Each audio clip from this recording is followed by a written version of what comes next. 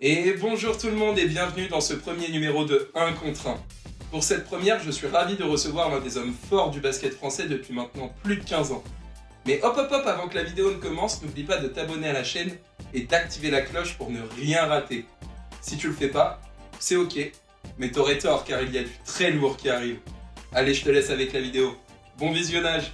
Passé par Lasvel, Strasbourg, Monaco et depuis 2 ans Nanterre 92, il est 3 fois All-Star et compte 39 sélections en équipe de France. Je parle bien évidemment de monsieur Paul Lacombe. Paul, comment tu vas? Ça va bien. Alors, 4 fois All-Star 4. et 40 sélections. Mais c'est vrai que sur ma bio, il y a marqué que 3 fois et que 39 sélections. Eh ben, merci de m'avoir rectifié. Alors évidemment, on va revenir un peu plus longuement sur ta carrière, que ce soit en bleu ou en club. Mais avant tout, on va s'intéresser au petit Paul Lacombe. Ok. J'aimerais savoir pourquoi tu as choisi le basket et pas un autre sport. Alors, c'est simple. Mes parents étaient dans le basket, pas dans le monde professionnel, mais amateur. Du coup, grandi dans les salles de sport. Dès le plus jeune âge, j'avais beaucoup d'énergie, donc il fallait me canaliser et me trouver un sport qui me convenait. Donc on m'a vite mis au basket, ça a vite marché pour moi dans les catégories très jeunes, etc., qui se sont enchaînées. Donc voilà, en fait, j'ai jamais eu d'envie d'ailleurs, toujours aimé le basket, passionné par le basket depuis que je suis tout petit. Et justement, tu dis que ça a bien marché pour toi. On le rappelle, tu es né à Vénissieux Ouais. dans le Rhône et tu as été formé à Lasvel, C'est ça. qui est un peu le club phare de Ouais. la région. Comment s'est passée ton intégration là-bas? Ben, je suis arrivé dans les catégories jeunes à Lasvel. J'imagine que dans toute grande ville, quand on commence dans les villes alentours, on a tous pour objectif d'arriver dans le club quand on fait du sport, que ce soit dans le foot, dans le basket, dans le rugby. On a tous l'intention ou l'amour pour le club satellite de ta région ou en tout cas de tes villes parallèles. Et moi, mon but, c'était d'arriver à Lasvel. Mon rêve de gosse, c'était de jouer à Lasvel. Et très vite, j'ai eu l'opportunité, en moins de 13 ans, d'intégrer Lasvel. Et j'ai eu la chance de faire toutes les catégories jeunes jusqu'à finir professionnel. Et on dit souvent que tu es un joueur leader, notamment dans le vestiaire. Ouais. Est-ce que c'est quelque chose que tu as toujours eu, même dans les catégories jeunes, ou que tu as travaillé avec le temps et qui est venu avec l'expérience? C'est un peu entre les deux. Forcément, tu peux être leader naturel. Parce que j'ai toujours été plus leader du vestiaire, tu vois, et leader du terrain. Après, tu le gagnes au fur et à mesure. J'ai toujours cru en ça. Être leader sur le terrain, c'est d'abord être leader par l'exemple. Voilà, ça ne sert à rien de revendiquer des choses. Ouais. Il faut le montrer sur le terrain. Il faut déjà avoir le niveau, avoir un niveau correct, que ce soit même dans les catégories jeunes et le montrer. Et comme j'ai toujours eu ce truc en dehors du terrain, être très bienveillant avec mes coéquipiers, c'est d'abord les copains avant d'aller sur le terrain. Moi, ça a toujours été ma façon d'être et même encore aujourd'hui. Et je pense que ça crée une sorte de leadership naturel. Ensuite, plus le terrain qui j'ai réussi à prouver au fil du temps. Donc voilà, ça a créé vraiment mon leadership à ma manière. Je ne vais pas te dire que mon leadership, ça sera le même pour quelqu'un d'autre. Ouais. Mais voilà, c'est tel que je suis. Et aujourd'hui, je pense que les clubs apprécient cette part de ma personnalité. Et pendant les catégories jeunes, justement à Lasvel, est-ce que tu as joué avec des joueurs qui sont maintenant professionnels? Ouais, bien sûr. Oui, pas mal. J'ai eu la chance en catégorie jeune de faire déjà le pôle espoir. Ok. Le pôle espoir, j'étais avec Antoine Dio et Edwin Jackson, Ah oui, ok. qui ont été les fleurons de la génération 89. Après, ils ont été en plus en jeune, eux, ils ont tout écrasé en étant champions d'Europe et tout. Donc eux, ça a été un peu mes grands, ce qu'on dit, voilà, j'étais un peu leur petit et j'ai grandi avec eux dans les catégories jeunes. Ensuite, à Lasvel, j'ai été formé avec Jérôme Sanchez, qui a été professionnel, avec Théo Léon aussi, qui ont été professionnels. Il y en a eu d'autres, il y a eu Bengali Fofana qui a fini pro aussi, mais qui est arrivé dans les catégories cadettes, donc un peu plus grand, moins de 18 aujourd'hui. Mais voilà, on a eu quand même un bon centre de formation avec des gars avec qui on a grandi ensemble et on a fini pas mal de joueurs qui ont fini pro. Et en plus de ça, on a eu la chance d'avoir des résultats en espoir où on a gagné le trophée du futur. Ouais. C'est un peu l'équivalent de la Leaders Cup ou ce genre de choses pour les catégories espoir. Le trophée du futur, si je ne me trompe pas, c'était lors de l'année 2010 et tu avais Ouais. été élu MVP. C'est ça. On fait back-to-back. En 2009, on le gagne à Orléans et c'est mon coéquipier Bengali Fofana qui est MVP. Et l'année d'après, on gagne à Poitiers et c'est moi qui suis MVP. Ouais. Et raconte-nous justement un peu cette année, qui est une belle année pour toi, l'année 2010. Ouais. Parce que si je ne me trompe pas, tu froisses entre guillemets un peu le championnat espoir. Ouais. t'es MVP du Trophée du Futur et t'es champion d'Europe U20 Exactement. avec les Bleus. Ouais, tu vois, ça me fait, Ça te fait d'en les parler, frissons. ça me rappelle des bons souvenirs.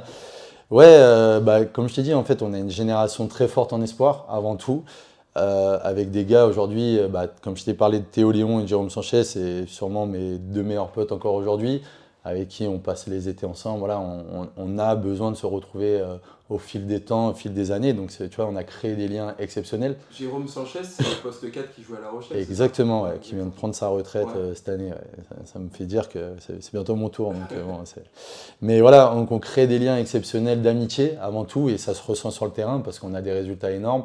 On finit pas champion pour la simple et bonne raison, on est en concurrence avec Cholet cette année-là, mais c'est l'année où je commence à jouer en pro. Ouais. Et donc en fait, à un moment donné, je double pas les matchs espoirs. Je te dis pas qu'on aurait battu Cholet, qu'on aurait été champion de France. Ça serait voilà, trop présomptueux de ma part, mais Ça en tout aurait cas, sûrement aidé, ouais. peut-être que ça aurait aidé. Malgré tout, on va au Trophée du Futur avec l'équipe, enfin la meilleure équipe possible, et on gagne le trophée en battant Cholet. Donc bon, au Cholet de Christophe Léonard, Rudy Gobert cette année-là. Et dans la foulée, on sort du Trophée du Futur, on part en préparation pour l'équipe de France moins de 20. Donc tu sais, tu fais le plein de confiance, tu as une surconfiance en toi. C'est Jean-Aimé Toupane, le coach, qui me donne un peu les clés du camion avec Andrew Albici.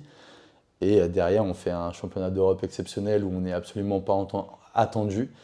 Et on est champion d'Europe. Et en fait, j'ai envie de rendre hommage à un gars de notre génération qu'on a perdu l'année d'avant. En 2009, on perd Jonathan Bourris d'un accident Oui. de voiture. Aujourd'hui, son petit frère, il joue dans le monde professionnel en Pro B notamment. Ouais, Lucas. Ouais, exactement. Et en fait, on perd ce gars-là qui était l'un de nos meilleurs joueurs de notre génération.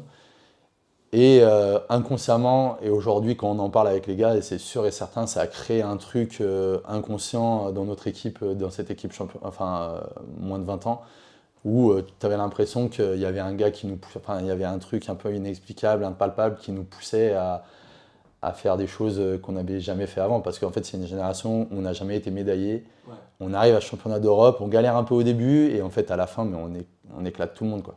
On éclate des équipes espagnoles de Mirotic, les équipes grecques de Sloukas et de Papa Nicolau, des mecs qui ont fait des carrières exceptionnelles. Ouais, Mirotic, il jouait déjà en Il jeune, jouait déjà pour pour les l'Espagne, c'est marrant, il avait fait le Ouais. Navy Coupe Summit pour le Monténégro, avec la bannière du Ouais, Monténégro, mais le championnat d'Europe avec l'Espagne.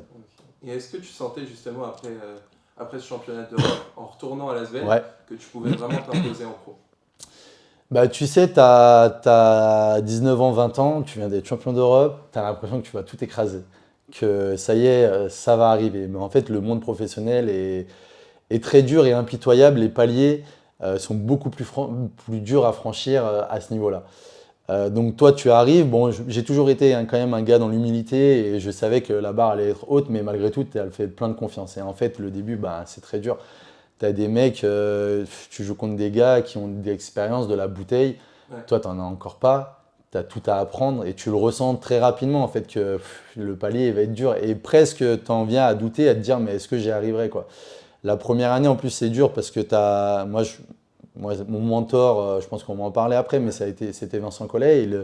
Cette année-là, Vincent Collet se fait couper. Donc moi, je suis dans mon apprentissage, je suis dans la fin de ma formation, et mon mentor se fait couper. Et donc là, ça redistribue les cartes, c'est un peu le bordel en plus à ce moment-là.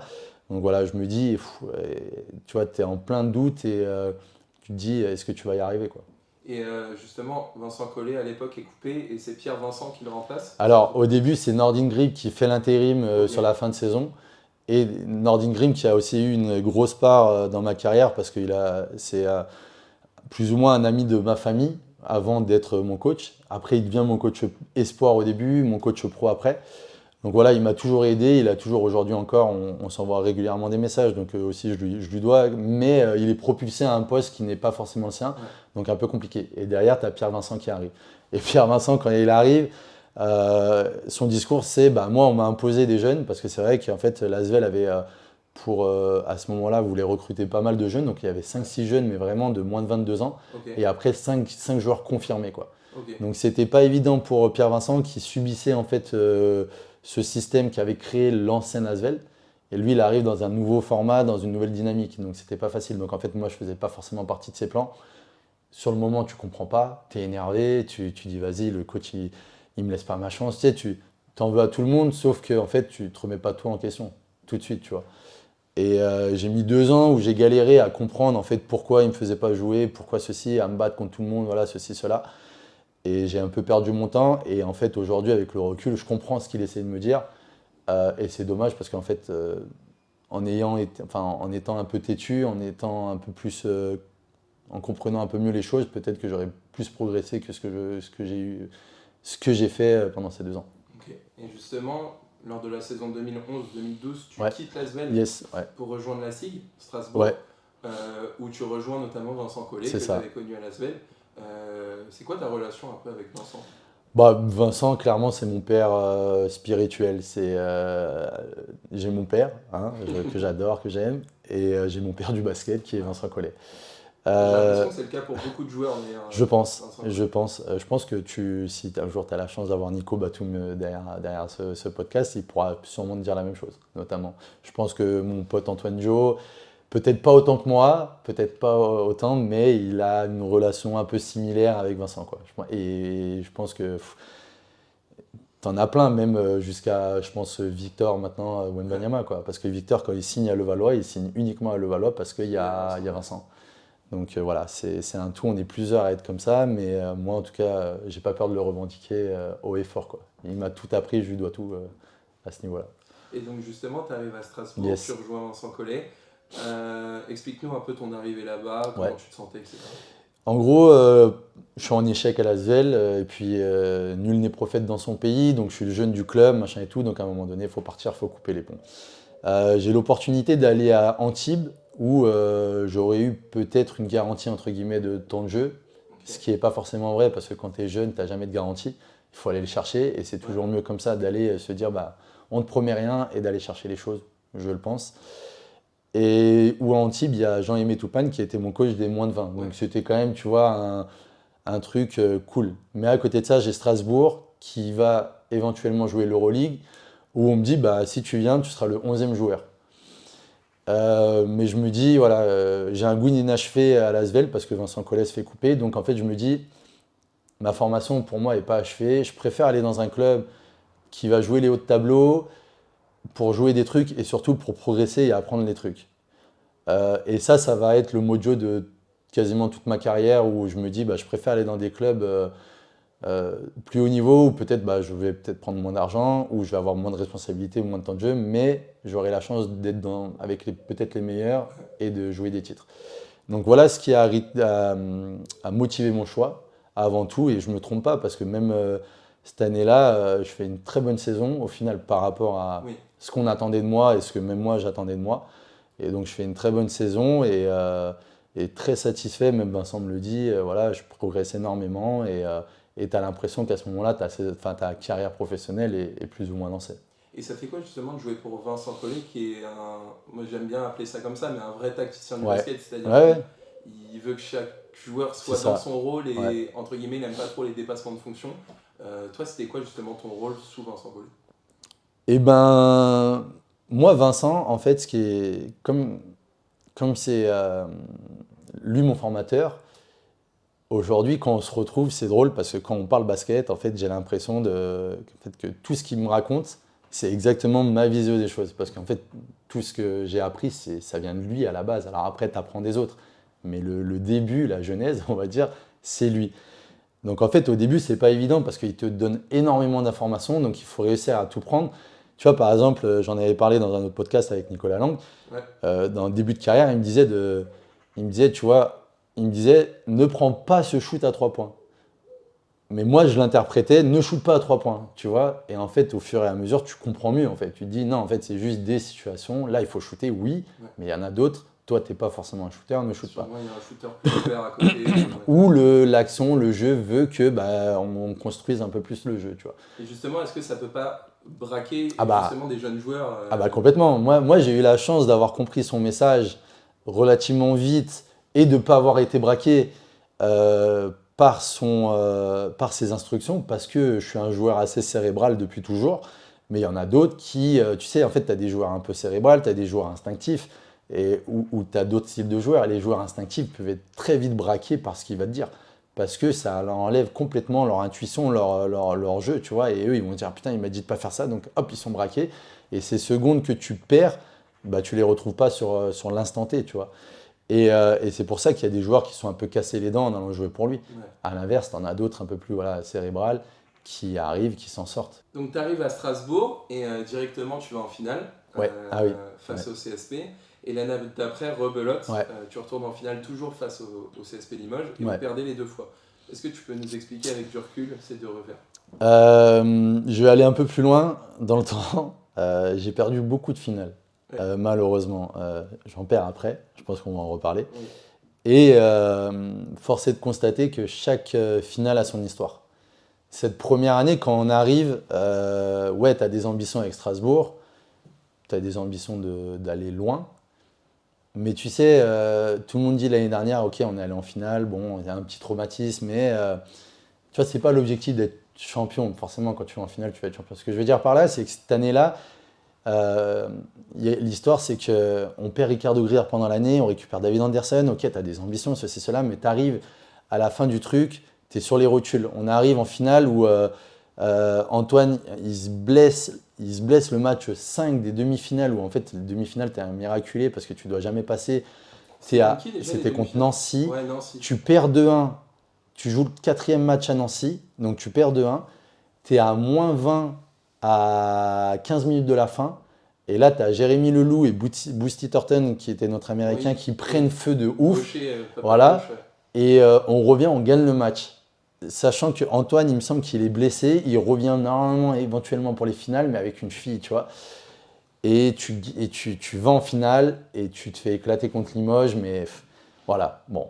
Tu sais, cette année-là, bon, Ouais. voilà, il y a des circonstances. La deuxième année, tu fais une saison de malade, Pas le même tu scénario. gagnes la Coupe de France, tu gagnes la Leaders Cup, tu es premier du championnat, tu domines de ouf, et là, tu as Limoges. Ils recrutent un mec juste avant les playoffs qui est Poudjeter. Poudjeter, ouais. Et tu passes à côté pour un panier. Le premier match, je crois que tu as un panier de Bougnoukolo qui tape le CR, qui te fait 3 fois, qui me rentre. Ouais, j'ai souvenir Le de ça. deuxième, tu gagnes.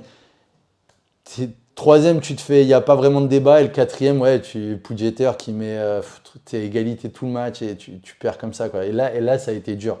Celle-là a été très dure parce que tu sens que quand même. Ouais, au final, tu regardes le papier, Limoges a une équipe de fous.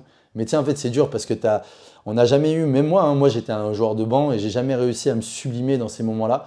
Comme en face, tu as des mecs, tu vois, par exemple, Nanterre, tu as des mecs comme Marc Judy ou Enzeli. Moi, je ne Oui. faisais pas partie de l'aventure, mais Oui. qui se sont sublimés.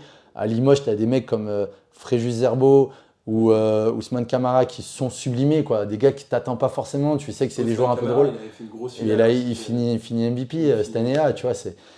Et malheureusement, nous, dans mon équipe de laquelle j'ai joué, malheureusement, jamais eu ce mec qui s'est sublimé et qui te fait gagner, quoi. Qui était le facteur X qui change la donne, Et malheureusement. l'année d'après, vous faites une grosse saison et vous retournez en finale face contre au l'Asvel. ancien club, Ouais. l'Asvel. Et vous perdez la série 3-2. Ouais. Celle-là, Celle-là, elle fait mal. Celle-là, c'est pour moi. Les deux, hein, même contre Chalon après, mais celle-là, elle fait mal parce que tu fais une saison de fou, tu vas en finale d'Eurocup. À cette époque-là, aujourd'hui, tout le monde gagne l'Eurocup, t'as l'impression. Bourg-en-Bresse, Paris, Monaco. Mais à cette époque-là, pour aller en finale d'Eurocup, c'est plus arrivé depuis je sais pas combien d'années qu'une équipe française est à un tel niveau de compétition. Et tu as une équipe de ouf avec Rodrigue Beaubois, avec Mardy Collins, Cal Wims. Oui. Et tu domines. Et là, tu arrives en finale, tu es à 2-0, quoi. Tu te dis, ça y est, c'est en nous. Moment, ouais. Et revirement de situation. Comment t'expliques justement que... En fait, le troisième match, on arrive un peu les mains dans les poches en disant, c'est bon, ça va être facile, on va gagner. On s'en prend 30, je crois. Et par l'expérience, aujourd'hui, avec l'expérience, en fait, tu redonnes espoir à l'équipe adverse. Et en fait, de faire ça dans une série, il faut pas. Tu sais, tu peux perdre le match, mais tu peux pas perdre de 30. Tu vois, tu peux pas arriver en te disant, vas-y, tu perds 30 parce que les gars, ça leur redonne de l'espoir. Si tu perds 5-10, tu sais, tu es là, ah, vas-y, on y retourne. Et en fait, de faire ça, derrière, tu perds le 4e match au buzzer, quasiment. Et là, tu reviens, tu sais, la tête avec tout l'historique qu'on a. Ça fait 2 ans qu'on gagne, 3 ans que le club gagne pas. Tu sais, tu sens que le poids, il est énorme et tu sens que tu vas pas y arriver. Tu vois. Et tu l'as dit, vous retournez en finale face à Chalon. Ouais. Et pareil, vous perdez 3-2. C'est laquelle de toutes ces finales qui t'a fait toi Celle de l'Asvel. Celle de l'Asvel. Parce que l'année d'après, au final, tu finis 4e du championnat. Tu bats Pau en quart, ric-rac. Tu bats l'Asvel, ric-rac en demi, sachant que tu perds 2-0. Tu sais, on leur refait le coup de l'année d'avant, tu vois. On perd 2-0.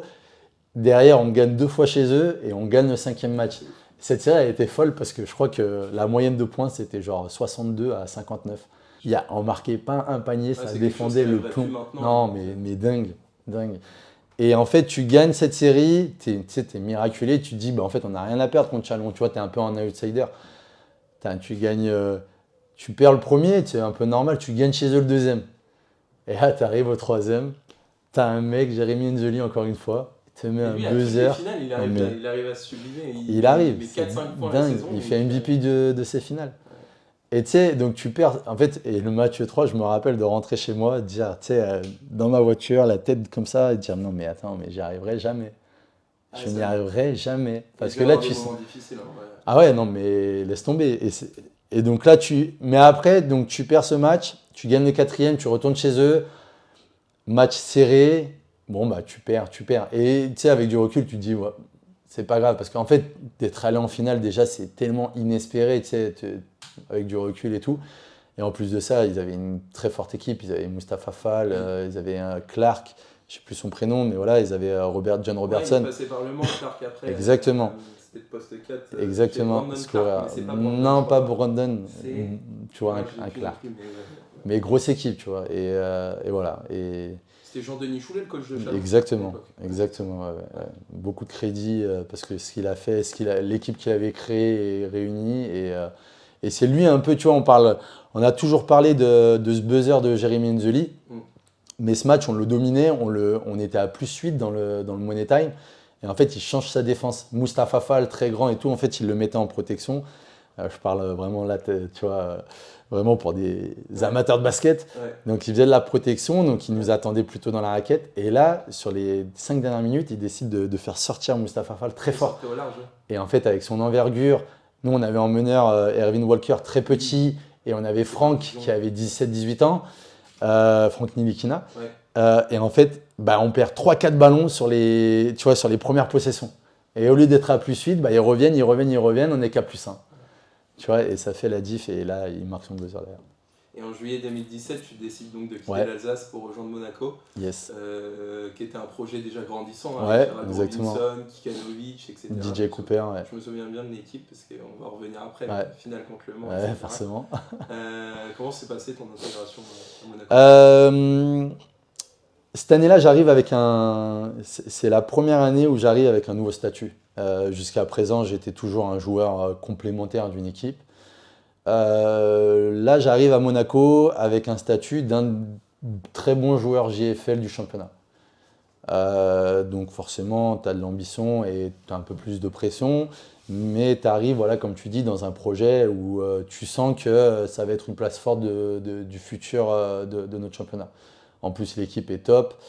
Et avec Mitrovic, ça va être mon premier coach, tu vois, même si j'ai eu Pierre-Vincent avant, mon premier coach après Collet. Tu vois, vraiment, je le ressens comme ça. Tu vois, ça y est, je change de coach. Et tout de suite, l'équipe monstrueuse, quoi. Tout le monde, en plus, ce qui était génial avec cette équipe, c'est que tu avais un jour, c'était lui qui était bon, un autre jour, c'était lui, un autre jour, c'était lui. On était genre 5-6 joueurs. Tu avais Gérald Robinson qui était en termes de statistiques un peu au-dessus des autres, mais sinon, on était 5-6 joueurs à 10 points, tu vois, des stats 10, 12, 13 déval. Et en fait, chaque fois, c'était l'un ou l'autre. Et en fait, ça marchait super bien. On éclatait tout le monde, surtout en Champions League, mais même en championnat. On mettait une intensité de malade parce que le coach, il nous poussait.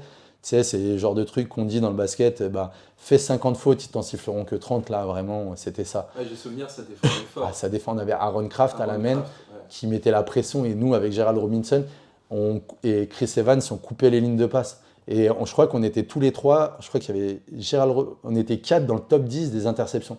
Cette année-là, c'était fou. Fou. Et on éclate tout le monde, on va en finale de la Champions League. On perd encore. Et finale du championnat, on perd encore. face au c'est Mans, dingue. justement. Ouais, face au Mans. Ouais. Le Mans qui faisait une bonne saison aussi. Hein, Correct, tu vois. qui était 4 ou 5e ouais. du championnat, si je dis pas de bêtises. Ah ouais, ils battent Lasvel en quart compliqué. Ils battent ça. Strasbourg. Nous, on éclate 2-0 en quart. Pau ou Eli, ouais, alors c'était pas si facile que ça parce que Eli Okobo qui nous fout son 43 ou 44 points. Oui, c'était un record. C'était n'importe quoi. Ouais. Mais on les bat quand même en 2-0. Ouais. On va en demi, on bat Limoges en 4, donc on fait 3-1. Alors qu'eux, ils font un parcours du combattant où ils éliminent Lasvel qui était galère et ils éliminent derrière Strasbourg en 5 matchs, mais compliqué.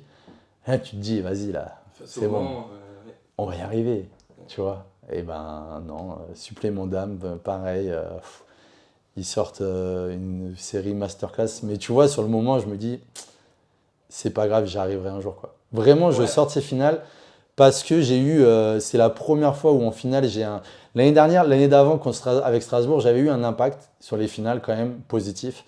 Mais là, vraiment, en gros, je pense très clairement que si on gagne, c'est moi le MVP des finales. Ouais. Tu vois. On va y revenir. Tu as surtout la dernière action et en plus de ça, match 5 contre les Mans, où tu drives, j'ai souvenir, où tu fais un dribble dans le dos. Deux dribbles dans le dos, une fois, 2 fois. Et tu tentes un petit flotteur. Ouais. Et il y a une aide de Yanis Morin. Et c'est ça. Et le ballon, et malgré tout, le ballon, il fait tac, tac, il roule sur le cercle et il ressort. Ça. Et quand tu vois la balle ressortir, c'est quoi un peu le sentiment? Tu sais, je suis par terre, je suis là.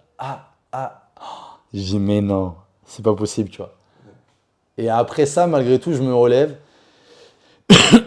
Et en fait, je me suis senti, c'est la première fois de ma carrière où je m'étais senti ultra fort sur toute la série des playoffs. Et je me dis, j'arriverai, je vais mener mon équipe à un moment donné à la victoire. Et vraiment, je me dis, et tu sais, je sors de là, j'ai la chance en plus, en fait, j'ai un été génial parce que je vais me marier, j'ai la chance d'aller en équipe de France, mais avec la vraie équipe de France. Jusqu'à présent, j'avais fait que des fenêtres, mais là, je vais être avec les gars NBA, les gars d'Euroleague. J'ai une chance à jouer et c'est le moment, quoi. C'est le moment où ma carrière va prendre un envol. Donc en fait, tout de suite, je gomme cette défaite et je me dis, vas-y, je vais y arriver, en fait. Et en fait, tout s'emboîte et tu vois, je prends énormément. En fait, je la vois vraiment comme un tremplin et comme du positif, en fait. Et c'était un play dessiné par Mitrovic, la dernière action? C'était, en fait, je me rappelle, je fais un match de fou, je suis à 20 points dans ce match et en fait, Mitrovic, il dit, Paul, tu prends la balle. Non, c'est Aaron Kraft qui dit, Paul, prends la balle, tu la joues. Tu vois ou pas? Okay. Et en fait, il y avait les deux autres qui arrivent à côté, ils étaient vénères de ouf. Et vas-y, tu vois, et après, instinctif, tu vois, tu essaies de faire un truc comme ça, tout, et ça jouait à rien du tout. Après, honnêtement, la défense, pour avoir vu l'action encore elle est très bonne. Hein. Il y a très peu de temps. Premièrement, la défense d'Antoine Eto'o est très bonne, fantastique. Ouais. Mais surtout l'aide de Yanis Morin. Ouais, c'est ça. Parce que sur le coup, je me souviens, je me dis, il y a peut-être un truc. Après, c'est compliqué de siffler. Ah non, pour moi, il n'y a rien du tout. Hein. Et en plus, Antoine, on a joué ensemble en espoir. Il me connaît très bien, c'est un bon défenseur. Et je l'ai entendu dire en plus, là, il n'y a pas longtemps aussi, qu'il savait très bien que j'allais faire mon dribble dans le dos. Et en fait, là où je fais une demi-différence, c'est qu'en fait, j'en refais un. Ouais. Tu vois, je pars, bam, bam, et j'en refais un, ce que d'habitude, je ne fais pas forcément. Et là, en fait, je pense arriver et putain. Et là, tu dois jeter un peu plus. Ouais. Et Yanis Morin, pareil, facteur X de cette finale. Ouais, c'est clair. Parce qu'il fait une finale. Il fait pas une super série. Il est un peu inexistant sur la série. Il fait un dernier match, meilleure évaluation, plus de 10 points. Je me souviens, il met un N1 avec un dunk, quoi. Des bras. Tu vois, il sort de nulle part. Tu vois. Ouais. Donc bon, écoute. Et justement, après cette saison-là, tu fais le championnat du monde ou c'est la saison d'après? Et en fait, cette année-là, du coup, Mitrovic part. Et là, on a Sacha Filipowski. Moi, c'est ma deuxième année à Monaco qui arrive. Et en fait, Sacha Filipowski, j'ai jamais été trop en adéquation avec ses idées, mais il me donne clairement les clés du camion, quoi. Parce qu'à la base, DJ Cooper devait rester. Et après, tu sais, c'est la fameuse histoire, je pense que tu es au courant, où il tombe enceinte. Oui. Donc, suspendu 2 ans. Voilà. Et du coup, ils sont à la recherche d'un autre meneur, mais voilà, le meneur, ils ne trouvent pas, galère. Et en fait, du coup, par rapport à l'équipe qu'il y a, l'effectif qu'il y a, on avait Gérald Robinson, mais Gérald Robinson qui se blesse 3/4 du temps de l'année. Donc en fait, vraiment, j'ai les clés du camion. Mais malgré tout, les résultats ne sont pas là. Moi, je fais des stats de folie parce qu'en plus, je joue genre 36-37 minutes. Mais donc forcément. Ça, t'as quasi 13 points de moyenne si je dis. Ouais, je suis à 16 dévals sur la saison. Mais je fais 3-4 matchs à 28-29 dévals. Enfin voilà, mais vraiment que ce soit en Eurocup ou en championnat. Et après, au milieu de l'année, ils le coupent et ils font venir Sacha Obradovic. Sacha Obradovic, exceptionnel. Et deuxième partie de saison, on perd un match en Coupe de France contre l'Asvel, un match en championnat contre l'Asvel, mais on bat tout le monde. Tous les autres ont fait, tu sais, il y avait, on était combien? On était 18, donc il y avait 17 matchs sur la phase retour, on fait 16 sur 17, grâce à lui. Tu vois. On avait gagné un match contre Nanterre avec Philippe Oski, le premier match de la phase retour, et après derrière, avec Sacha, on fait 15 sur 16, tu vois, en perdant que contre l'Asvel, à l'Asvel de 2-3 points. Tu vois. C'est le meilleur coach que tu aies eu à part Vincent Collet au Ouais. Obradovic? J'aime beaucoup Julien aujourd'hui. Ouais. Non, Mitrovic, ce qui était bien, c'est qu'il laissait les gars faire. Il nous gueulait dessus pour qu'on soit dans l'intensité tout le temps. C'était du management, c'était rien de plus, tu vois. Obradovic, il alignait un peu les deux. Il mettait ses gars quand même dans les bonnes situations. Et en plus de ça, tu vois, tactiquement et puis dans le management, je le trouvais bon, tu vois. Mais aujourd'hui, avec Julien, j'aime bien, tu vois. Il y a quelque chose, Julien Maillet, franchement. Et puis j'ai eu la chance aussi d'avoir un Italien, Luca Bianchi. Ouais, très très bon, ouais, génial. Vraiment lui, génial, vraiment. Voilà. Mais ouais, Sacha, c'était. Ouais, j'ai eu des bons coachs. Franchement, dur d'en choisir qu'un, quoi. Bah Vincent, mais après dur d'en choisir qu'un.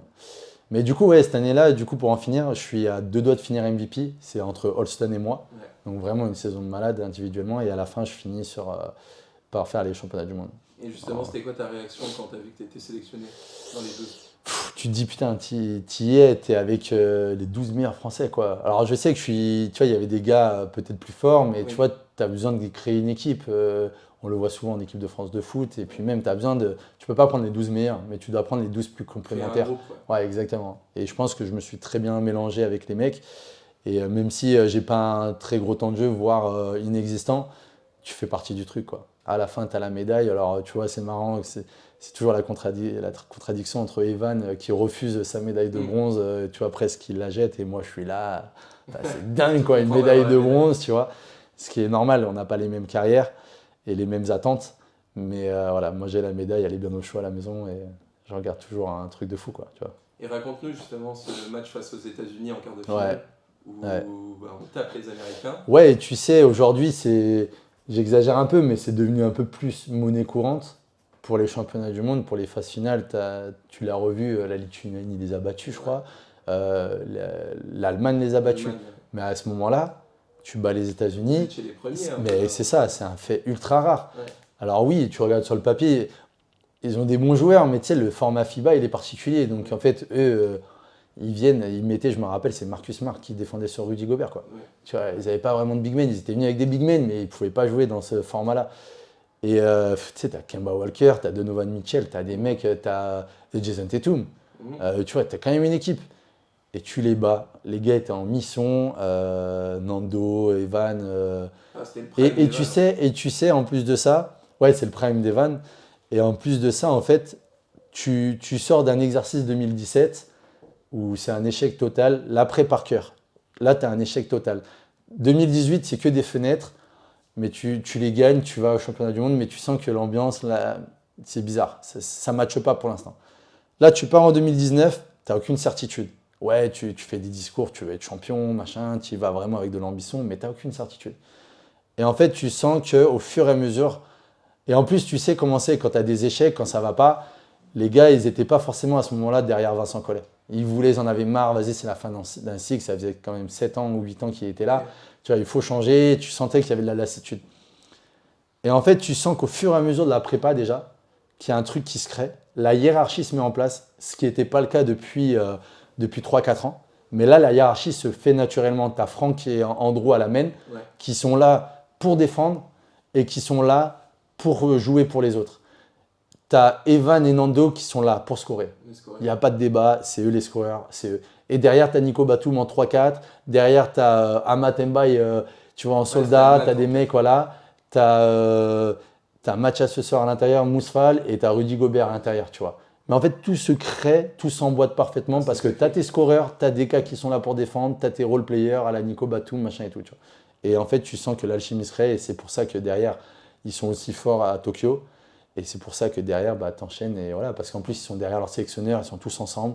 Puis tu as du talent et tout. Donc voilà. Moi, ça a été vraiment la lampe de lancement, la rampe de lancement. de lancement pour 2024. Et comment t'expliques cette défaite face à l'Argentine en demi, juste après, où Sur les rotules. là on est favori, Ouais. et on se met entre guillemets la chanson par rapport à Ouais, mais sur les rotules, parce qu'en plus de ça, le format, la Coupe du Monde en Chine, des déplacements énormes. Oui, il y avait une histoire Ouais. avec le trajet. Exactement, des déplacements de fou. Tapais Tu sais, 10 tu heures faisais de bus. exactement, pas de bus, mais d'avion, tu vois. Ouais, c'est ça. Pas forcément dans des compagnies, pas dans des jets privés, c'était pas possible. Donc c'était des avions tu vois, en compagnie locale, enfin voilà, avec tout le monde. Tu te tapes des trajets de fou. En plus de ça, le format était. Tu as toujours des équipes qui jouent un jour avant, tu sais, dans le format Coupe du Monde. Donc nous, on jouait le jour d'après. Donc eux, ils avaient un jour de plus de repos. Avec des joueurs, forcément, tu tires beaucoup sur les mêmes joueurs. Donc en fait, tu bats les États-Unis. Tu sais, tu fais un pic émotionnel incroyable. 2 jours après, tu dois jouer une demi-finale contre l'Argentine. Eux qui ont un jour de repos en moins, qui ont eu un quart, je crois, contre les États-Unis, contre les Serbes aussi, pas facile. Mais en l'occurrence, toi, tu as joué l'Australie avant, tu as joué l'Allemagne, tu as joué la Lituanie. Ouais, la Lituanie, Le parcours c'est une était, équipe à l'époque. le parcours a été incroyable par rapport à l'Argentine. Et en fait, tu arrives vraiment, je pense, sur les rotules. Et c'est pour ça que tu galères et que tu perds. Parce qu'en plus de ça, tu arrives en favori, alors qu'on n'est pas. Enfin bref, tu vois. Ouais. Et eux, ils se disent, ah ouais, eux, ils sont favoris. Mais attends, tu vois, quand tu regardes leur équipe, elle était bonne aussi, tu vois. Luis Scola, tu avais quand même Campazzo, Gabriel Deck. Tu as des mecs. Ils avaient une équipe très très solide, très correcte. Ouais. Et après, on va revenir un peu là sur ta carrière en club. Ouais. Mais après 3 belles années à Monaco, tu retournes à l'ASVEL, Yes. ton club formateur, et tu deviens champion de France. Ouais, enfin. 2 fois de suite d'ailleurs. Ouais, 2 années c'est ça. c'est quoi le sentiment? Enfin, tu sais, là, et puis en fait, la première année, c'est un peu tronqué parce que c'est le post-Covid Ouais. où tu fais la saison, mais tu sais, nous, on voulait aller jusqu'au bout de la saison, nous, l'ASVEL, on voulait aller jusqu'au bout de la saison, mais tu as d'autres clubs qui n'avaient pas forcément envie pour plein de raisons. Et donc, tu sais, on fait une sorte de Final Four. À la fin, on fait demi-finale et on est champion. Bon, t'as pas la famille, t'as pas les fans, t'as personne, tu rentres en bus, ils avaient pris un bus pour aller à Paris pour prendre l'avion parce que la saison, directement, donc tu fêtes pas vraiment. Donc, bon, je suis content, j'ai le trophée, je dis enfin, ça y est. Mais, tu vois, c'est bizarre. Bon, après, t'as l'année d'après, où t'as la finale en 5 manches contre Monaco, épique, avec le compte de William Howard, avec Alpha Diallo qui rate ses lancers francs. Eli qui, s'il met les deux, on est champion de France, il en rate un. Donc, du coup, était fou. Moi, je pensais que Monaco. Fou, dans ces cas-là, malgré tout, tu te dis, ça y est, tu vas quand même aller en prolongation. En prolongation, tu repasses à -5, je crois. Ouais. Derrière, il y a David Ledetti qui met un 3 points. Derrière, je me rappelle, il met un 3 points. Derrière, tu perds le ballon. Et tu as William Howard qui vient contrer à la LeBron. Je lui ai dit, mais c'est LeBron, c'est comme LeBron avec les Cavs. Et derrière, TJ, je lui donne beaucoup de crédit pour ça, c'est que tout le monde attendait un play, tu sais, on a un temps mort, tout le monde attend un play pour Chris Jones ou Eli Okobo, il te dessine un play pour William Howard qui met un 3 points à 45, et là on reprend le lead, et là ça y est, là. Et là, ça y est, et là ça y est, t'es champion de France, vraiment, pour de vrai. Il y a ma femme, mon fils de 4 ans, il avait quel âge? Il avait 5-6 ans qui est dans les tribunes. Il y a mon père, parce que moi j'ai souffert pendant toutes ces années à perdre en finale, mais eux, ils ont souffert aussi. Ouais, eux ils ont souffert aussi, tu sais, tu te ramasses à la petite cuillère, quoi. 1 ou 2 fois, j'ai souvenir avec Monaco où je perds en finale de Champions League, où je vais dans les bras de ma femme à pleurer, tu sais, à dire mais j'y arriverai jamais. Tu sais, tu remets toute ta vie en question, mais c'est pas possible et tout. Et là, ça y est, là t'es avec eux, enfin pour les bonnes raisons, quoi, tu vois. Et donc voilà, on soulève le trophée, voilà, c'est que du bonheur. En plus, tu es avec ton club formateur, exceptionnel. En plus, l'ambiance, elle était folle un peu à l'Astroval. C'était fou. Fou, franchement. Il n'y a pas toujours autant d'ambiance à l'Astroval. Ouais, mais là, c'était la folie. Folie, ouais. Et j'aimerais que tu nous parles un peu de ta relation avec TJ. Ouais, TJ Parker, avec plaisir. Où on sait qu'il n'y a pas eu que des moments faciles, notamment sur la fin. Plutôt au début. Okay. Plutôt au début, très conflictuel avec TJ, pour plein de raisons. Déjà, je pense que j'ai pas été forcément son choix de joueur. Tu vois, j'ai pas forcément été... j'ai été plus imposé qu'autre chose, plus un choix de Tony que de TJ. Mais ça, après, tu vois, tu es un GFL, tu peux t'arranger. Et en fait, la première année, très compliquée, parce que l'équipe manquait de meneurs. Et moi, je fais un. En fait, à cause du Covid, il y a des gars qui sont pas là. Donc, je fais un énorme match en meneur contre Cholet. Et il veut me faire jouer meneur. Et en fait, à ce moment-là, le championnat s'arrête. On joue que l'Euroleague. Et en fait, j'ai pas le niveau, très clairement, j'ai pas le niveau pour jouer meneur en Euroleague. Ah, c'est surtout pas ton poste. C'est pas mon poste. Donc, Ouais. tu vois, en fait, c'est entre eux avoir le niveau. Enfin, voilà, c'est pas ton Ouais. poste. Donc, c'est très compliqué. Tu sais, tu peux jouer. Tu sais, la passerelle entre un poste 2 et un poste 3, c'est beaucoup plus simple. Oui. Voir un poste 3 et un poste 4 qu'un 2 et un 1. Tu vois. Je peux dépanner en 1, mais je peux pas jouer meneur. Donc, en fait, très compliqué. Et en fait, bah, TJ, il recherche des solutions en interne. Il commence à faire jouer beaucoup plus Machu. Donc en fait, moi, à la base, je suis censé venir pour être arrière. Et en fait, je joue plus que meneur. Et en fait, plus ça va, moins je joue. Tu sais, je comprends pas. Et en fait, à ce moment-là, il n'y a aucun dialogue en plus, tu vois. Ok. Et tu sais, tu es là, donc tu es vénère, tu as de l'ego, mine de rien. Tout le monde a de l'ego, tu vois, dans ce milieu-là. Et tu sais, tu comprends pas. Et jusqu'à ce que bah, tu commences à être vénère, machin et tout. Moi, j'ai pas été correct à ce niveau-là parce que tu sais, tu commences à mal parler, tu vois, et dire ah, Nani, il me fait pas jouer, c'est abusé, nanani, nanana. Donc lui, ça remonte à ses oreilles. Moi, je sais que lui, il est vénère contre moi, mais il me le dit pas. Tu vois, en fait, Ah, il y a zéro discussion entre vous. zéro discussion jusqu'au jour où il me fait venir dans son bureau. Ouais, je sais que tu parles. Il me dit, je sais que tu parles mal de moi. Et je lui dis, bah moi aussi, je sais que tu parles mal de moi, nanani, nanana, tu vois. Bah ouais, parce que tu sais, ça crée. Ouais. Et en fait, on crève l'abcès. Ouais. Tu vois, on dit, vas-y, on se dit, on se crève l'abcès. Mais malgré tout, il y a une petite rupture à ce moment-là et ça met du temps à se remettre en place. Malgré tout, en fin de saison, pas mal de blessés, pas mal d'absents. Il me redonne ma chance. Je la saisis plutôt bien parce que tu vois, je finis ce match des finales contre Dijon où je finis quand même, Oui. je crois, à 16 points ou un truc comme ça, donc, ou à 16 dévals plutôt. Tu vois, donc ça veut dire que je montre que je suis encore là. Et l'année d'après, je repars avec un autre état d'esprit en me disant, tu sais, parce que j'étais venu avec beaucoup d'ambition. Je sors de 2 exercices à Monaco où je suis très bon, donc avec beaucoup d'ambition. Mais là, je remets tout un peu en question et je me dis, vas-y, j'y vais avec de l'humilité. Je sais que l'équipe va être construite comme ça. Je ne suis pas la première option, je ne suis peut-être pas la deuxième option, mais je saisirai ma chance quand je l'aurai. Manque de peau, pré-saison, je me pète le doigt. Je me fais une luxation ouverte du doigt. Donc, je suis mis sur le côté. Mais la chance que j'ai dans ce malheur, c'est que le doigt, bah, tu peux t'entretenir, quoi. Donc physiquement, je suis bien, je tiens la route. Vraiment, en fait, c'est comme si je ne m'étais pas arrêté. Je suis arrêté que 3 semaines. À la base, je devais être arrêté 6 semaines, mais le doigt, bah, tu vois, bah, il est encore un peu cassé. Mais dans l'absolu, je peux jouer, tu vois. Et la chance que j'ai, c'est que début de saison, il y a encore plein de gars qui se pètent. Donc il y a un trou sur les postes 2-3. Et en fait, je fais plus du tout, je fais aucun match de pré-saison quasiment. J'en fais 2, tu vois, tout début.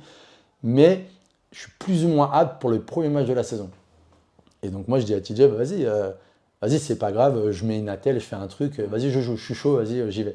Et là tout de suite, il me donne de la confiance. On fait en plus, on fait je crois un 7-0 en Euroleague. Tu vois, en championnat, on est plutôt bon et on fait 7-0 en Euroleague. Et donc du coup, tu sais, je suis dans le truc, quoi. Et en fait, toute la saison, eh ben, je suis investi dans le truc, je suis dans le projet, je joue, j'ai du temps de jeu. Je ne demandais pas plus, tu vois, et en fait, ça se passe très bien. Et la relation que j'ai avec TJ est assez particulière. On n'aura jamais été, tu vois, sur ces 2 ans, les meilleurs amis. Parce que mine de rien, ça avait bien clashé. Mais malgré tout, elle est ultra correcte. Il me fait jouer, il me donne ma chance. Ça se passe bien, on a des résultats. Et tu vois, à la fin, on est champion de France. Et l'année d'après, il me dit clairement, je suis sous contrat, mais il me dit clairement, écoute Paul, je compte pas sur toi cette année-là pour telle ou telle ou telle raison. Tu vois, il a été très correct avec moi. Et il me dit, si tu peux trouver un club, cherche un club. Moi, je lui dis, ok, bah, je vais essayer de trouver. Et malgré tout, l'été, je ne trouve pas. Donc, je suis là par défaut. Mais il a été, tu vois, moi, ce que j'ai apprécié cette année-là, c'est qu'il a été ultra correct. Donc, tu vois, les premiers matchs, je ne jouais pas. Ensuite, il me donne un peu ma chance, mais je la saisis clairement pas. Et après, j'ai une porte de sortie au mois d'octobre pour aller à Strasbourg. Pour retourner à Strasbourg. Exactement, ouais. Voilà. Et donc, tu retournes à Strasbourg. Est-ce que tu avais eu d'autres offres que Strasbourg à ce moment-là ou juste Strasbourg? L'été, non, j'avais pas vraiment. En fait, comment ça s'était passé En fait, l'été, Strasbourg était intéressé. Okay. On avait vraiment tout quasiment sur la table. Il y avait le contrat sur la table. Nous, on s'était dit, pour te dire, avec ma femme, on avait préparé les. On n'avait pas encore fait les valises, mais on était parti récupérer toutes les valises, tous les cartons. C'était dans le salon. Parce que vraiment, c'était genre. Ok, bah on attend qu'on nous envoie le contrat, quoi. C'était le contrat, on a été d'accord sur tout. Et en fait, revirement de situation, le coach était là, si tu vie, en plus c'était mon gars parce qu'il m'avait eu je l'avais eu en assistant et au revirement de situation, il signe un autre gars. Et tu sais, en fait, tu es au mois de juillet, donc en fait, tu vois, je ne cherchais pas d'autres clubs parce que c'était fait. Ouais. Et en fait, là, ce moment, après, au mois d'août, c'est trop tard. C'est trop tard pour trouver un autre truc. Tout est bouclé. Donc je pars sur la pré-saison en me disant, mais le but, tu vois, dans ma tête, je savais que j'avais trouvé une porte de sortie à un moment là. Mon agent, il me dit, mais tu verras, il me dit, tu verras à Strasbourg, ils ont fait n'importe quoi. Je pense que ça va s'ouvrir à un moment donné. Tu verras. Mais sois patient. Mais bon, mais très honnêtement, j'étais sûr de moi. Et puis j'avais quand même encore 2 ans de contrat à l'ASVEL. Bon, bah, tu vois, il n'y a pas de problème. Vas-y, on le trouvera, tu vois. Et en fait, bon, voilà, au mois d'octobre, je signe à Strasbourg. Et en plus, je signe pour plus. Enfin, je re-signe la même chose que j'ai à l'ASVEL, alors qu'à la base, j'allais signer pour moins d'argent que ce que j'aurais, tu vois. Donc en fait, moi, dans l'histoire, j'ai été gagnant dans l'histoire, complètement. Ouais. Et ce qui saute aux yeux quand on regarde ta carrière, c'est que tu n'as jamais joué à l'étranger. Ouais. Est-ce que tu as déjà eu l'opportunité de jouer à l'étranger ou c'est une volonté de ta part chaque année de renouveler un contrat Alors, quand en 2019, je finis presque MVP de la saison, où je fais ma meilleure saison en carrière, là, je dis à mon agent, je veux partir à l'étranger absolument. Monaco était prêt à me signer pour beaucoup plus d'argent. Je dis non, je refuse, je ne veux même pas en parler. Je suis très correct avec les gars de Monaco parce que j'ai un énorme respect pour le GM, pour les gens de là-bas, pour le coach qui était encore Sacha. Et donc je suis très correct avec eux. Je leur dis non, écoutez, moi je ne veux pas rester et je veux partir à l'étranger. Au final, je re-signe à Monaco l'année d'après. Et je pense que j'ai eu un manque de chance parce que j'ai toujours été dans tu sais, un club quand il fait son recrutement. Il a toujours plus ou moins 2-3 targets, tu vois, 1, 2, 3, tu vois. Et je pense que sur certains clubs, j'ai été le choix numéro 2 ou le numéro 3 et j'ai manqué cul parce que le numéro 1 a été choisi, tu vois. Ou le numéro 2, tu vois, un truc comme ça. Et sur 2-3 clubs comme ça. Et après, à côté de ça, je pense que j'avais un peu trop d'ambition à ce moment-là. Quand tu vois que je pense que j'aurais pu avoir des clubs un peu plus de seconde zone et j'aurais dû partir dans des clubs de seconde zone pour t'aguerrir, pour montrer qu'en fait, tu as le niveau pour aller plus haut. Je pense que ça marche plutôt comme ça et moi je voulais aller trop vite au niveau numéro 1. Je n'avais pas l'ambition par exemple d'aller au Real de Madrid ou à Barcelone à ce moment-là, mais j'avais l'ambition par exemple d'aller à Valence qui était un bon club d'Eurocup dans ces années-là. Et à Valence par exemple, c'est très clairement j'étais le choix peut-être numéro 4 ou numéro 3 et manque de peau parce que les choix numéro 1 et 2 sont signés. Tu vois ou pas. Et peut-être que si j'avais choisi d'aller peut-être dans un club comme Andorre ou comme Obradoiro, des trucs comme ça, là, j'avais cette opportunité, je pense que j'aurais dû la saisir. C'est surtout le championnat espagnol qui t'attirait beaucoup. Ouais, je pense que ça m'aurait très très bien correspondu. Tu vois, correspondu. Ouais, c'est bon. Voilà. Et donc raconte-nous un peu ces années où tu retournes à la SIG, où tu es avec Luca Bianchi. Ouais. Comment ça se passe avec lui? Eh ben, j'arrive, donc je joue le premier match pour la SIG Tuovi. Ouais. Il me dit, il faut que tu me sauves la peau parce qu'on est à 1-8. On est à 1-7. Et donc on joue à Bourg, pas cadeau. Et moi, ça fait 2-3 mois, donc je suis en manque de rythme. Donc j'apporte des choses, mais j'ai du mal, tu vois, je ne suis pas encore à mon niveau. Et on perd ce match, Lassie est coupé. Luca Bianchi arrive, je ne connais pas du tout. Il me parle, il me dit, écoute Paul, je vais avoir besoin de toi, de ton expérience, machin et tout. Et en fait, c'est le gars génial, quoi. Le gars manager, l'un des meilleurs managers que j'ai eu. Tu sais, on dit souvent Didier Deschamps est un très bon manager. Je pense que c'est de la même trempe, tu vois, pour te donner un ordre d'idée. Et là, je crois, on gagne les 8 matchs d'après. Toutes compétitions confondues, on ne perd pas un match. Mais tu vois, en jouant au basket, et en fait, quand tu regardes sur le papier, purée, on a une belle équipe quand même. Ouais. Et le problème, c'est qu'à un moment donné, il y a notre second meneur JB Maille qui se pète. Et à partir de là, tout le monde se fait des petits pépins, ça se pète un peu. On a fait des matchs à 7 où on a gagné 2-3 matchs, mais à partir de là, bout de souffle, fin de route, parce qu'on était, tu vois, on était hors play-off et on commençait à revenir à la 6e place. Et tout était serré, mais là, on commençait à revenir. Franchement, on visait la 4e place très facilement. Et tu vois, 4e place, tu peux aller en demi et tu sais jamais ce qui peut se passer, tu vois. Mais là, bout de souffle, sur les rotules, beaucoup de gaz pètent et là, ça commence à être compliqué. On perd des matchs qu'on ne doit pas perdre. Une galère totale. On finit sur les rotules. Malgré tout, on va en quart de finale de la Champions League où on perd contre Bonn. Bonn qui avait été le Paris Basket. Ouais, exactement. Les gars avaient perdu un match, leur premier match de Champions League. Et on est les seuls à les avoir battus derrière sur la Champions League, tu vois. Et on perd. Le troisième match, parce que notre meilleur meneur, notre meilleur joueur, Marcus King, qui se pète avant le match, donc il ne peut pas jouer le troisième match, mais on perd de 3, 4, 5 points, mais sur les fins de match. Quoi, tu vois, et donc en fait, ultra honorable, on va en play-off, on perd 2 fois contre Monaco de 4 points et de 2 points. Donc saison de ouf, il y a toujours pour moi, il y aura toujours un goût d'un peu d'inachevé sur cette saison, parce qu'on a une très belle équipe, et je pense qu'on aurait pu faire mieux, mais avec les blessures, ça tu peux rien y faire. Et est-ce que tu te voyais finir à Strasbourg au moment Ouais. où tu as signé? Ouais, complètement. Je me voyais finir là-bas pour plein de raisons. Mais avec l'expérience, tu apprends que dans ce monde-là, ça reste un monde de business et que c'est comme ça. Tu vois, j'aurai toujours de l'attachement, j'aurai toujours un grand merci et j'ai aucune animosité contre Strasbourg. Oui, j'aurais voulu finir ma carrière là-bas, mais je comprends totalement que ça ne soit pas fait. Tu vois, il n'y a aucun problème et presque c'est normal parce qu'à un moment donné, tu as besoin de changer la page, tu as besoin de tourner la page ou de changer les choses et c'est comme ça. Et en fait, quand tu es dans le milieu, en fait, il faut l'accepter, il faut le comprendre, tu vois. Et ça fait 2 ans que tu es à Nanterre maintenant? 2 ans que je suis à Nanterre. Est-ce que je finirai ma carrière ici? Pourquoi pas? C'est ce que j'allais J'adore. dire. Non, mais en plus, là où je suis content, c'est que l'année dernière, on a vécu une saison ultra galère avec le changement de coach. Tu as un coach légendaire, historique, qui est Pascal Donadieu, qui tire sa révérence, et tu as un autre gars, pas évident, Philippe. Mais là, avec l'arrivée de Julien Mahé, c'est exceptionnel. Mais avant toute chose, moi, ce que je retiens de ce club, c'est que c'est l'humanité qu'il y a. Le monde professionnel, il y a ses côtés positifs, mais il y a ses côtés négatifs.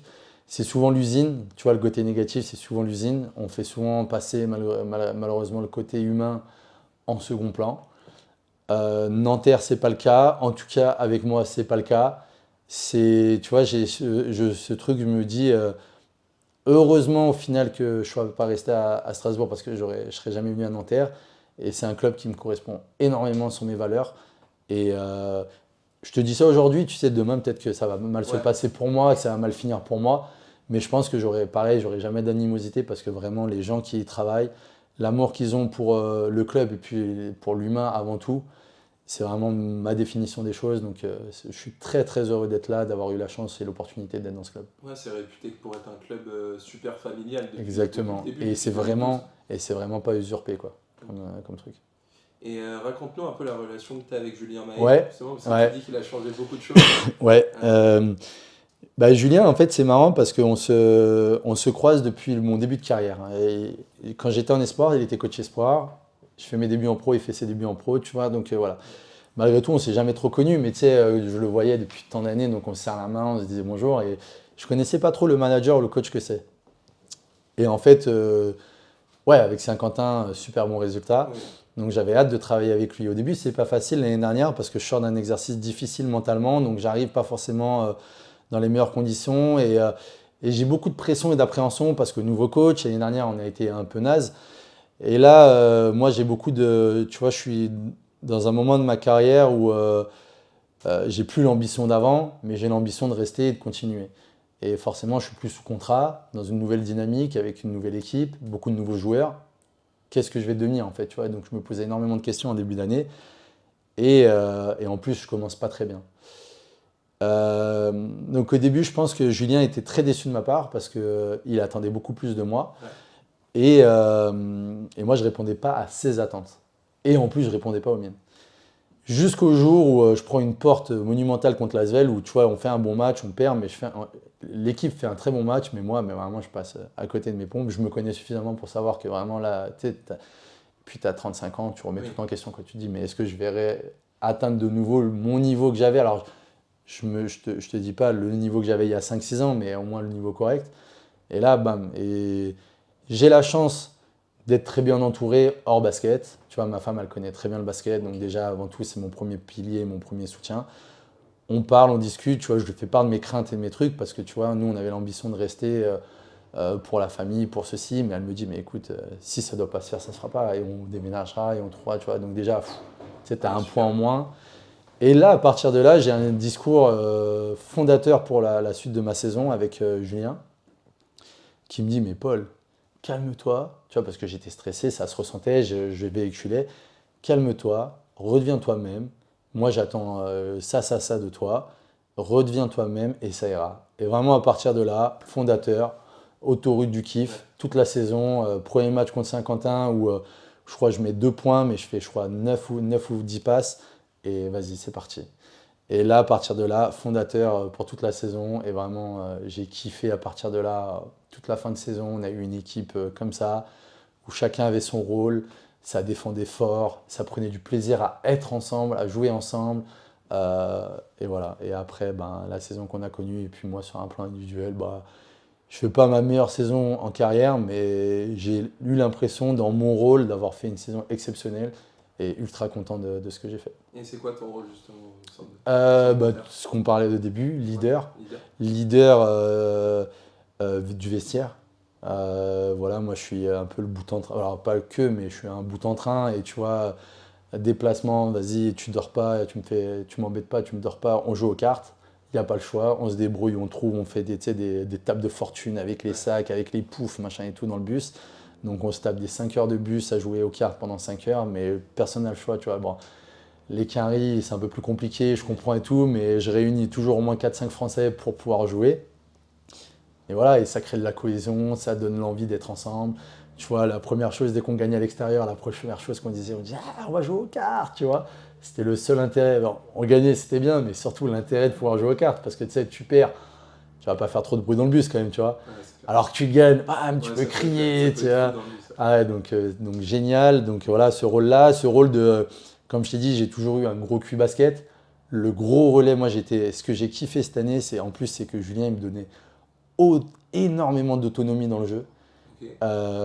De par les plays qu'il installait, moi j'ai vraiment kiffé parce qu'on avait notre structure de jeu de base, mais on avait énormément de special play, tu vois.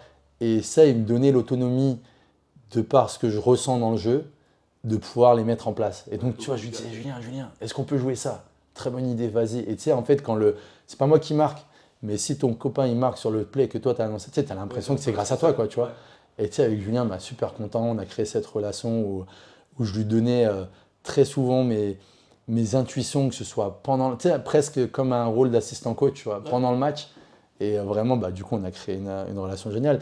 Et ce que j'aime avec Julien en plus, c'est que quand je suis nul, il me le fait savoir, tu vois, ou quand j'ai fait des erreurs, il me dit, putain, mais là, t'as été nul à chier, quoi. Ouais. Oh, tu sais, tu fais, ah bon, et tout. Et après, il te montre comme ça les vidéos, voilà, moi, j'attends plus de toi, ça. Et ultra exigeant avec moi, tu vois, c'est pas toujours facile parce que, vas-y, tu peux comprendre que j'ai 35 ans, des fois, physiquement, c'est un peu plus dur. Non, il n'y a pas de ça. Hein. Moi, je t'attends ça de toi. Et si le jour où, même si tu es moins bien, il va m'allumer. Et tu vois, c'est ça que j'aime bien, c'est que en plus, je suis un cadre de l'équipe et il n'hésite pas à m'allumer devant tout le monde. Ouais, donc en fait, pas de différence. L'espoir, le cadre, aucune différence. Et c'est ça que j'adore dans son management. Voilà, tout ça, et c'est le rôle que j'ai et que j'aurai encore l'année prochaine. Et vous stoppez en demi contre Monaco. Ouais. L'attitude de certains joueurs monégasques a pas mal été décriée. Ouais. Toi, t'en as pensé quoi justement, et sur l'arbitrage aussi il y a certaines fautes litigieuses. Moi, l'arbitrage, c'est tellement compliqué pour eux, encore plus quand ils arbitrent Monaco. Pour moi, Monaco, c'est une équipe tellement forte individuellement. Tu as l'impression qu'ils peuvent avoir des coups de sifflet sur chaque action, parce que c'est trop fort. Moi, le seul truc que j'ai besoin de cohérence, tu vois, c'est que des fois, tu donnes des trucs aux mecs, tu donnes pas à l'équipe adverse. Mais tu peux les comprendre parce qu'ils leur mettent une telle pression, que ce soit le coach un peu moins avec Sergueï, mais les joueurs, ils mettent une telle pression aux arbitres. Ils sont tellement forts à côté de ça. C'est un peu les fleurons de ton championnat, de l'équipe de France. Moi, j'ai pas de souci avec les arbitres tant que tu es juste. Après, c'est vrai qu'il y en a qui ont de l'arrogance, mais c'est tellement dur d'être arbitre aussi en même temps. T'imagines, tu as 10 gars sur un terrain qui ont un ego surdimensionné, sûrement plus gros que le tien, et toi, tu dois manager avec, tu vois. Donc, tout le monde est différent. Donc, je comprends que ce soit pas toujours facile à gérer, et je pense que tu en as besoin aussi pour tenir les mecs, quoi. T'as pas le choix, tu vois. Je pense que plus haut niveau, plus tu montes, de toute façon, tu n'as pas le choix, sinon on ne te respectera pas, tu vois. C'est une forme de respect à aller chercher parce que tu montreras, tu dégageras de l'arrogance. J'y crois en ça. Et pour les gars, c'est pareil. Moi, Mathieu Strazel, je pense que c'est celui qui est le plus décrit à ce niveau-là. Mais en fait, moi, il faut savoir, Mathieu, c'est un pote avec qui j'ai joué à l'Asvel 2 ans, coup de cœur amical. Et en fait, tu comprends vite que ce qui fait sa plus grande force, c'est son arrogance. En fait, il croit tellement en lui qu'aujourd'hui, il a réussi grâce à ça. Et c'est son mojo, c'est ce qui le fait avancer, tu vois. Et ouais, après, ce qui fait transparaître sur un terrain, c'est une forme d'arrogance. Mais le problème, c'est que voilà, c'est son moteur. Et moi, je lui en voudrais. Et souvent, moi, les gens me reviennent, quand ils savent que Mathieu, c'est mon pote, ils disent, mais comment tu peux être pote avec lui? Tu vois sur le terrain. Mais les gars, déjà, vous le connaissez pas en dehors. Il est ultra différent, il est super marrant. Et tu vois, à chaque fois que. J'aime bien, je suis content qu'on me pose la question de temps en temps dans les médias, parce que moi, je vante ses mérites énormément, parce que le gars, il est génial. C'est un gars génial. Et on a fait le tour un peu de tes clubs, etc. Ouais. C'est qui le mec qui t'a le plus marqué? Il y en a beaucoup. J'ai joué avec Tony Parker, Ouais. j'ai joué avec Victor, Ouais. t'imagines. Mais le gars qui m'a le plus marqué, c'est Rodrigue Bobois. Rodrigue, s'il se pète pas le pied, s'il n'est pas charcuté en NBA, je pense qu'il fait une carrière NBA de malade. Il y en a beaucoup qui disent ça, Ouais. parce qu'il est passé du coup au Mans aussi. Ouais, exactement. Sous Herman Kunter. Ouais. Et j'ai souvenir à l'époque au Mans que tout le monde parlait de Rodrigue en mode c'est Non, abusé, mais quoi. un talent naturel, d'une élégance ultra rare. Tu sais, c'est le genre de joueur un peu comme Michael Olise. Je suis sûr que tu regardes la Coupe du Monde, quand tu le vois, tu fais purée, tu te régales. Rodrigue, c'était pareil. Je me souviens d'un match à Pau où il met, je crois, 21 points dans le premier quart-temps, tu vois, plus de 20 points, quoi. Non, mais attends, de ça aussi, où il enchaîne à c'était 3 points. dingue, mais facile. Et en plus de ça, on a créé beaucoup d'amitiés, on a des liens d'amitié. Il m'avait invité à son mariage. Tu vois, quand tu es invité au mariage d'un mec, c'est que tu vois, tu t'entends bien. Et donc voilà, donc moi c'est mon One Love, on s'appelle comme ça, c'est son surnom, je suis son surnom pareil. Et voilà, c'est vraiment le gars qui m'a le. Et pourtant j'ai joué avec des monstres, hein. Mais lui, c'était trop. Et on voit que tu commandes des matchs maintenant sur la chaîne d'équipe. Est-ce que c'est pour préparer un peu ton après-carrière? Un peu, ouais. Ou c'est juste pour te faire kiffer? C'est un peu entre les deux. C'est un exercice que j'apprécie, les médias, discuter. En plus, parler basket, c'est ma passion. J'aimerais bien rester après dans le basket d'une manière ou d'une autre. Ça peut être une possibilité. Voilà, l'exercice me plaît énormément. On en parlait en plus en off avant. L'exercice me plaît énormément, donc pourquoi pas, on verra ce que l'avenir nous réservera. Et être GM d'une équipe, pourquoi pas? Exactement. L'un ou l'autre, c'est un peu les deux. Le... Ouais, mais complètement. Ouais. Coach m'aurait plu, mais ma vie de famille demande autre chose, demande plus de stabilité. Coach, c'est la première personne qu'on coupe, donc c'est un milieu ultra précaire. Tu sais jamais. Alors oui, tu as des belles histoires comme à Nanterre, Pascal Donadieu qui sont restés des années et des années. Mais tu as des histoires beaucoup plus tristes où tu fais même pas 3 mois, tu changes de club, tu fais 6 mois, 1 an. Donc voilà, c'est trop compliqué. Donc pourquoi pas être GM ou s'occuper des jeunes ou voilà, rester dans les médias. Eh ben merci beaucoup Paul. Merci à toi. C'était super, c'était une super interview et puis peut-être se revoir dans pas longtemps. Avec plaisir. Merci à vous de nous avoir suivis et puis on se retrouve très vite pour une prochaine interview. Ciao ciao. Merci Ron. Avec plaisir, avec grand plaisir.